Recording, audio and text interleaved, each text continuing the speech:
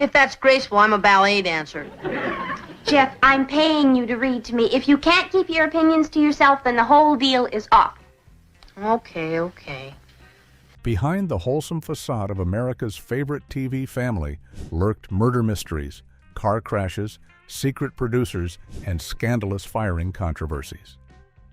From cereal box giveaways to a parody by the Munsters, the Stone family's journey was far stranger than their spotless living room suggested. Here are 15 weird facts you didn't know about the Donna Reed Show. Fact 1. Paul Peterson's 3-week Disney career. What are you doing with this? Connections, Dad. I'll bet it's a roll of stage money. Oh, yeah? You just look George Washington in the eye and say that. Jeff, where did you... Before Paul Peterson became America's favorite TV son, Jeff Stone, on the Donna Reed Show, he had a very brief and disastrous stint with Disney that ended in spectacular failure. Peterson was hired as one of the original Mouseketeers for the Mickey Mouse Club in 1955, but his time wearing those famous mouse ears lasted barely 3 weeks before he was unceremoniously fired. The reason given was conduct unbecoming a mouse, which sounds almost comical today, but it was deadly serious business at Disney. Years later, Peterson explained what really happened in his own words, saying he wasn't the talented little robot that Disney executives wanted their Mouseketeers to be. The Disney machine required children who would follow directions perfectly, smile on cue, and never question anything. But young Paul had a rebellious streak that didn't fit their rigid mold. He was too independent, too outspoken, and too unwilling to conform to the manufactured perfection that Walt Disney demanded from his young stars. Getting fired from Disney at such a young age could have ended his career before it started, but it turned out to be a blessing in disguise. Just 3 years later, in 1958, he landed the role of Jeff Stone on the Donna Reed Show, where he would remain for 8 seasons and 275 episodes. The show gave him the stability and success that Disney never could, and he became one of the most recognizable child actors of the 1960s. His experience with Disney taught him early on that the entertainment industry wasn't always kind to children, a lesson that would shape his later work as an advocate for young performers. Fact 2. Bob Crane's character was too suggestive. Karen, as a doctor, I could tell you how to serve those oats at 8 o'clock and still have them retain all their vitamin content. Really, how? You start preparing them at 7:30. Oh, doctor. Bob Crane joined the Donna Reed Show in 1963 as Dr. Dave Kelsey, a friendly neighbor and physician who became a regular character in the series. His performance was charming and funny, and audiences loved the chemistry he brought to the show. But behind the scenes, something was making the producers uncomfortable. After just 1 season, Crane was abruptly let go from the show in 1964. And the official reason given was that his character had become too suggestive for the wholesome family atmosphere that the Donna Reed Show was famous for maintaining. What exactly made his character too suggestive has never been fully explained, but it likely had to do with Crane's natural charisma and the subtle adult humor he brought to his scenes, which may have felt too flirtatious or risque for the show's squeaky clean image. Ironically, this dismissal became the best thing that could have happened to Crane's career because he went directly from the Donna Reed Show to star as Colonel Robert Hogan in Hogan's Heroes, which premiered in 1965 and ran for 6 successful seasons.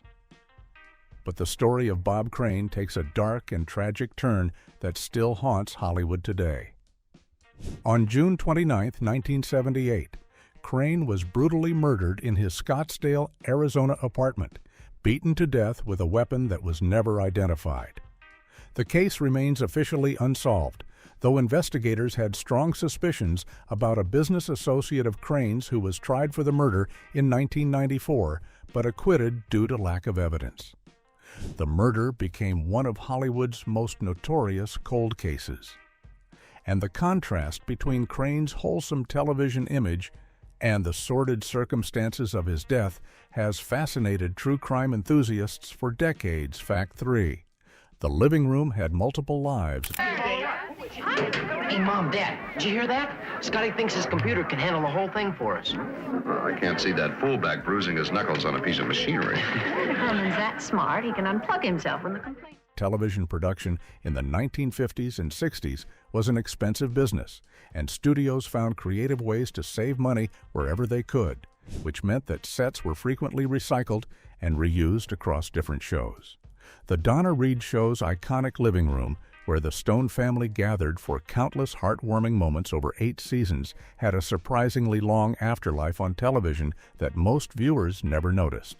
That same set, with minor redressing and furniture changes, appeared as Major Tony Nelson's living room in I Dream of Jeannie, the popular fantasy sitcom that ran from 1965 to 1970. The architecture and layout were unmistakably the same, from the staircase placement to the window configurations, though the decor was updated to fit Major Nelson's bachelor lifestyle. But the set's television career didn't stop there. It also served as the Mitchell family home in Dennis the Menace, which actually aired concurrently with the Donna Reed Show from 1959 to 1963, meaning the same living room was appearing on 2 different shows at the same time on different networks. The set made yet another appearance as the Baxter's Living Room in Hazel, the sitcom about a live-in maid that starred Shirley Booth from 1961 to 1966. Studio executives at Screen Gems and other production companies knew that most viewers wouldn't notice these recycled sets, especially since the shows aired on different networks and in different time slots. The practice was so common that sharp-eyed viewers today can spot the same staircases, doorways, and room layouts across dozens of classic sitcoms from that era, making it a fun game to play when watching old television shows on streaming platforms. Fact 4. The Munsters mocked the opening credits. Mommy, they're here! I'm coming!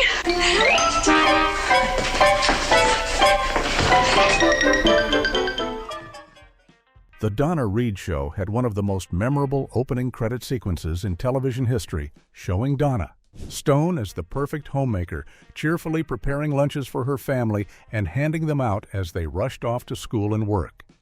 The image became so iconic that it practically defined the wholesome American family sitcom of the early 1960s, representing everything that television wanted families to be: organized, happy, and perfectly coordinated.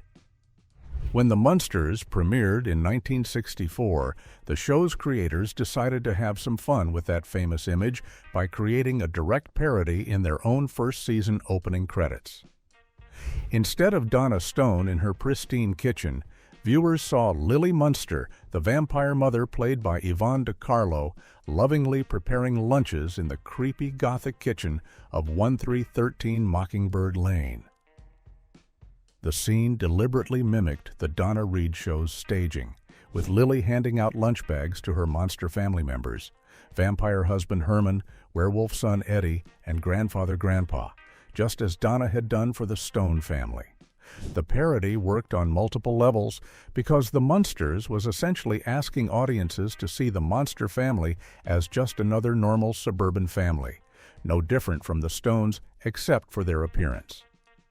By directly referencing the Donna Reed Show's opening, the Munsters was making a sly commentary about the cookie-cutter perfection of family sitcoms and suggesting that even monsters could participate in the same domestic rituals. The joke wasn't mean-spirited, but rather affectionate, acknowledging how deeply the Donna Reed Show had embedded itself in American popular culture.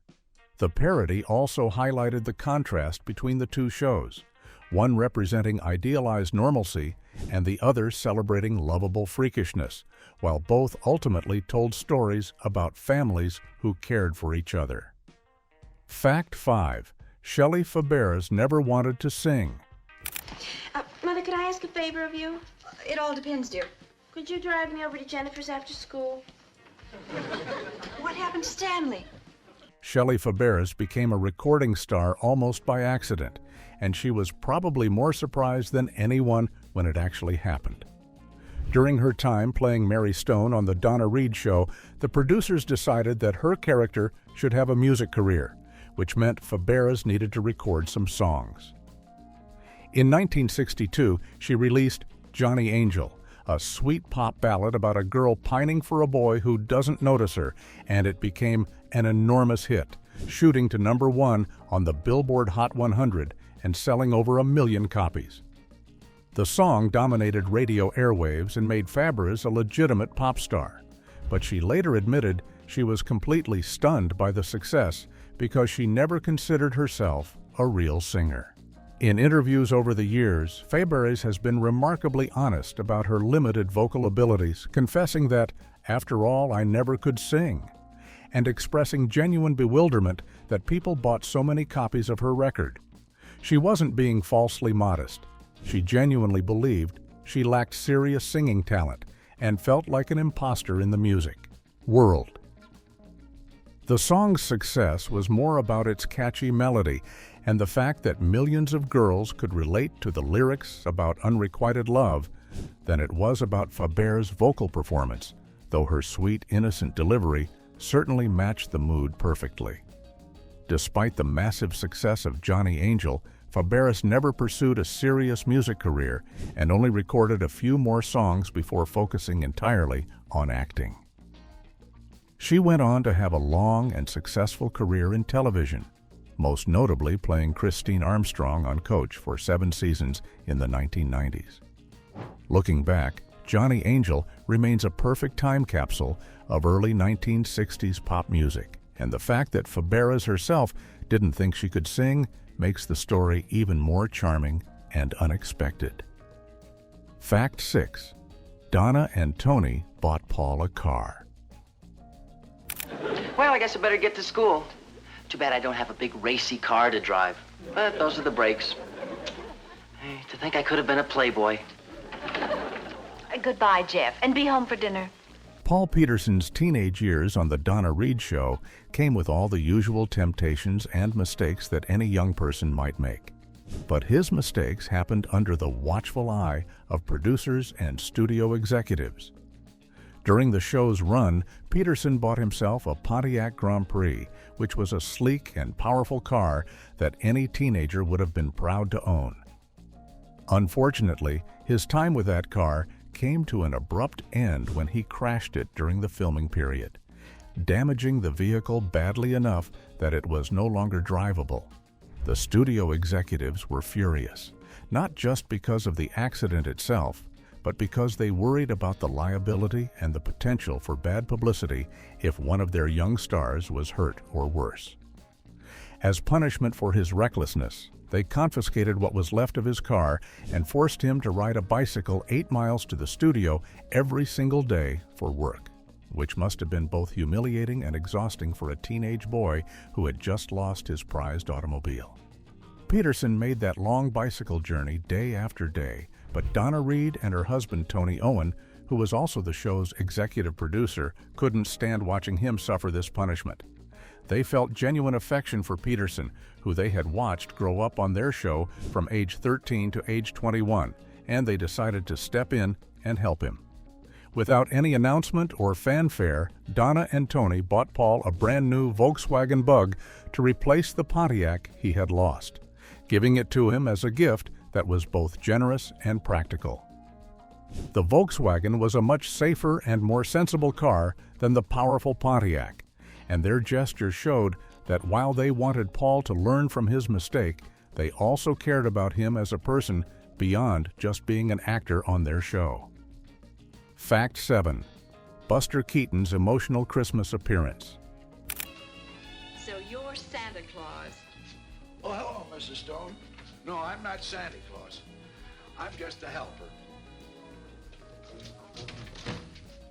One of the most touching and unexpected moments in the Donna Reed Show's history came during its very first Christmas episode in 1958, titled A Very Merry Christmas, when silent film legend Buster Keaton made a guest appearance that reduced audiences to tears. Keaton, who was 63 years old at the time and whose career had seen remarkable highs and devastating lows over 4 decades, played the role of a humble hospital janitor in this special holiday episode. His character was a quiet, gentle man who worked at the hospital where some of the show's action took place. And as the story unfolded, viewers discovered that this unassuming janitor was secretly playing Santa Claus for sick children who had to spend Christmas in the hospital.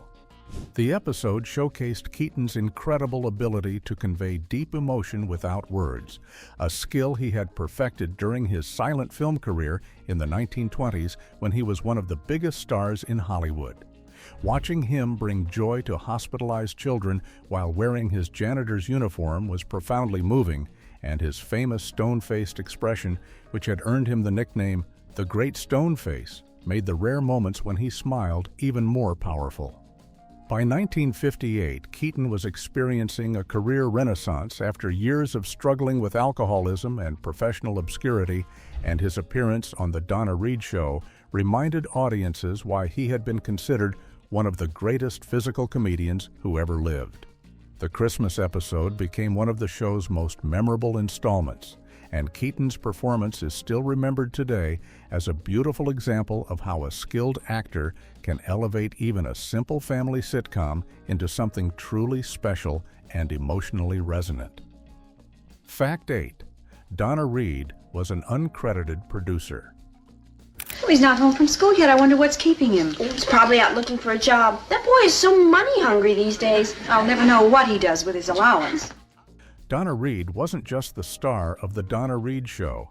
She was also one of its producers and creative forces, though viewers would never have known that from watching the credits roll. Reed and her husband, Tony Owen, formed Toden Productions, the company that produced the show, making them equal partners in the business side of the series. This was an extraordinary arrangement for 1958, when women in Hollywood were rarely given any creative control or executive authority, especially in television production. Reed was involved in major decisions about scripts, casting, storylines, and the overall direction of the show, functioning as a producer and occasionally even directing episodes, but she deliberately chose not to take credit for this work. Her name appeared only as the star of the show, while Tony Owen received the executive producer credit, even though they were making these decisions together as business partners. There were practical reasons for this decision. Television audiences in the late 1950s might have been uncomfortable with a woman holding so much power, and sponsors and network executives preferred the appearance of traditional male leadership. But the result was that Donna Reed became one of television's earliest female executives, hidden in plain sight, wielding enormous creative and financial control while appearing to the public as simply an actress playing a housewife. This made her a pioneering figure in television history who doesn't always get the recognition she deserves. She understood the business side of entertainment, negotiated contracts, made personnel decisions, and shaped the creative vision of a show that ran for 8 seasons and produced 275 episodes. The uncredited nature of her work meant that for decades, television historians and feminist critics overlooked her contributions, assuming she was just another actress in a traditional role. Fact 9. The show came in cereal boxes. Oh, how about today? I'm gonna clean her room out and get the closet cleaned out and call her friends. Oh, I wish I had 4 hands. 4 hands? Alakazam, alakazams. I wish that... Long after The Donna Reed Show ended its original run in 1966, it found one of the strangest and most unexpected distribution methods in television history. In 2004, General Mills launched an unusual promotional campaign that put episodes of classic television shows inside cereal boxes as a way to boost sales and appeal to nostalgic consumers. The Donna Reed Show was one of the programs chosen for this bizarre marketing experiment, and shoppers who bought boxes of Total cereal or Oatmeal Crisp were surprised to find DVD discs containing 2 full episodes of the show tucked inside with their breakfast food. This was one of the most unusual cereal box promotions in television history, especially since cereal box prizes were traditionally small toys, stickers, or sports cards, not full television episodes on DVD. The promotion represented a strange collision between 1950s nostalgia and early 2000s technology, with a show that represented wholesome family breakfast tables now literally being sold alongside the cereal itself. General Mills was banking on the idea that middle-aged consumers who had grown up watching the Donna Reed Show would be drawn to cereal boxes that offered them a chance to revisit their childhood memories while eating their morning breakfast. The quality of these DVDs was reportedly quite good, with decent transfers of the original episodes, though the selection of which episodes were included seemed random rather than showcasing the show's best or most popular installments. The campaign didn't last very long, and today these cereal box DVDs have become collector's items for fans of the show and for people who appreciate unusual television memorabilia. It's hard to imagine a modern equivalent. No one is putting episodes of Breaking Bad or Game of Thrones inside cereal boxes, which makes this 2004 promotion feel like the last gasp of a particular kind of mass-market nostalgia. Fact 10. Paul Peterson's real sister replaced his TV sister. Who is this someone and anyone and something you're talking about? I don't really think you're interested. After all, you're busy climbing a mountain. When Shelley Fabares decided to leave the Donna Reed Show in 1963 to pursue film opportunities and her music career, the producers faced a challenge. How do you replace one of the show's most popular characters without completely disrupting the family dynamic? Their solution was bizarre and somewhat controversial. They cast Paul Peterson's actual real-life sister, Patty Peterson, to play a new character named Tricia Stone, an adopted daughter who joined the family.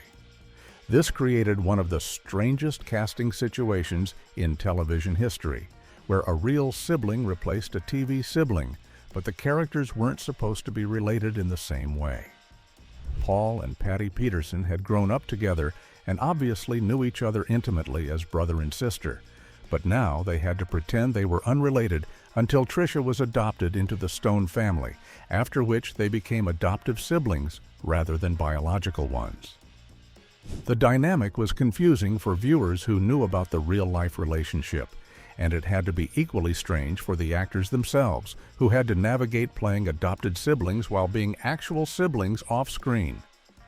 Patty Peterson was not as experienced an actress as Shelley Fabares had been, and while she did her best in the role, she never achieved the same popularity or chemistry with the rest of the cast.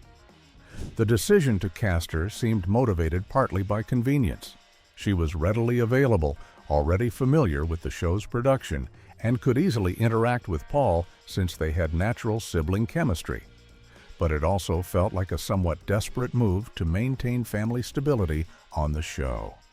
Tricia Stone remained a character on the show until it ended in 1966, but she never became as beloved as Mary Stone had been, and the replacement is often cited by television critics as an example of how difficult it is to replace a popular character without losing something essential.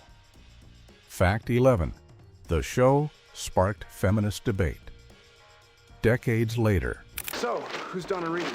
What? You don't know who Donna Reed is? The quintessential 50s mom with the perfect 50s family? Never without a smile and high heels? More than 30 years after the Donna Reed Show ended, it became the center of a cultural debate about women's roles and television history thanks to an episode of Gilmore Girls. In 2000, the popular dramedy aired an episode titled That Damn Donna Reed, in which the character Rory Gilmore gets into an argument with her boyfriend Dean about whether the Donna Reed Show represented an outdated and oppressive vision of women or whether it was harmless entertainment. The episode featured actual clips from the Donna Reed Show and used it as a symbol of 1950s gender roles that many feminists found problematic, with Donna Stone's cheerful housewife routine representing everything that second-wave feminism had fought against. But the Gilmore Girls episode also included an important twist. Rory discovers through her research that Donna Reed herself was a pioneering female television executive who co-owned the production company and made creative decisions about the show, even though she went uncredited for that work. This revelation complicates the simple narrative that the Donna Reed Show was just patriarchal propaganda, instead suggesting that Donna Reed was a savvy businesswoman who understood how to work within the system while secretly holding real power.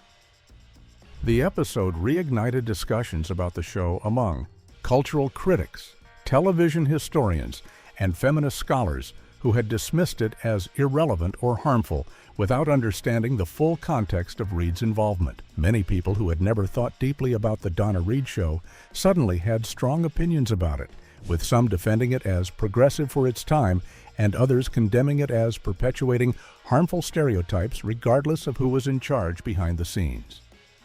The debate continues today, with the Donna Reed Show serving as a fascinating case study in how we evaluate historical entertainment and whether we should judge it by the standards of its own time or by contemporary values.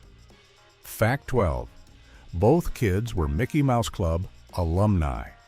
Twisting your arm. Stop it. Well, gee, Mom, she asked me to. What in the world's going on here? Mother, Jeff is helping me rehearse. The Donna Reed Show had a secret Disney connection that most viewers never realized. Both of the Stone children were alumni of the Mickey Mouse Club, though their experiences with Disney couldn't have been more different.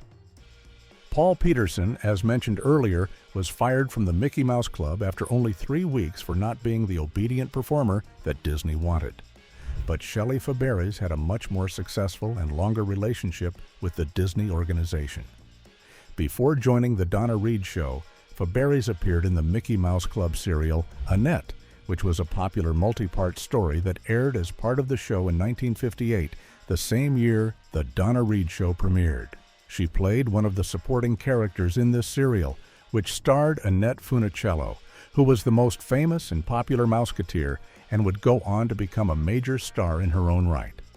The fact that both Paul and Shelley had Mickey Mouse Club experience before being cast as siblings on the Donna Reed Show created an unintentional Disney reunion, though it happened on ABC rather than on Disney's own programming. This connection is especially interesting because it shows how the Mickey Mouse Club served as a training ground and audition process for young actors in the 1950s, with successful Mouseketeers often moving on to roles in primetime television shows. The producers of the Donna Reed Show likely saw Paul and Shelley's Disney experience as evidence that they could handle the demands of a weekly television series and work well with adults in a professional setting. Neither actor talked much about their Disney connections during the Donna Reed Show's run, probably because the show wanted to establish its own identity separate from Disney. But today, it's a fun piece of trivia that links 3 important pieces of 1950s and 60s family entertainment. Fact 13. Ratings peaked after the daughter left television. Well, couldn't we drive to a restaurant? In this? Well, we're better off staying where we are. Besides, what chance would we have of finding a restaurant on the secondary road? Logic would suggest that losing a popular cast member should hurt a show's ratings. But the Donna Reed Show defied that expectation in a surprising way. When Shelley Fabares left her role as Mary Stone in 1963 to pursue other opportunities, many people predicted that the show would suffer without her, since she had been one of its most beloved characters and had even become a pop music star while appearing on the series. But something unexpected happened. The show's ratings actually improved after her departure, reaching their highest point in Season 6, which was the 1963 to 1964 television season. The show climbed to number 16 in the Nielsen ratings that year, which was its best performance in the entire 8-season run and proved that audiences were still invested in the Stone family even without Mary.